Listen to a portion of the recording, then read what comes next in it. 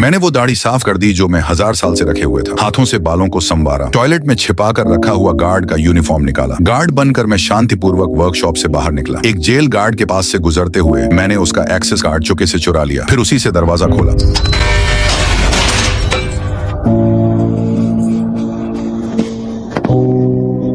अच्छी बात यह थी कि नया गार्ड अभी सभी को नहीं जानता था और इसी तरह मैं जेल से बाहर निकल गया। फिर मैं एयरपोर्ट की ओर गया और एक पीली वर्क वेस्ट खरीदी। पास में एक लग्जरी कार रुकी। मैंने ड्राइवर को पार्किंग में हाथ हिलाया। उसने मुझे वैलेट समझकर चाबी सौंप दी और टिप भी दे दी। मैं कार लेकर चला गया। इधर एक बैंक वॉल्ट के बाहर फेडरल एजेंट बर्ग, वही आदमी जिसने मुझे गिरफ्तार किया था, मुसीबत में पड़ गया। कुछ चोरों ने वॉल्ट से सारा कैश चुराया था और जाते जाते लॉ का कॉम्बिनेशन बदल दिया था। एक प्रोफेशनल लॉकस्मिथ की मदद से उन्होंने नया कोड क्रैक किया, 3-2-4। लेकिन जैसे ही वो सेफ खोलने वाले थे, बर्ग को अचानक कुछ गलत लगा।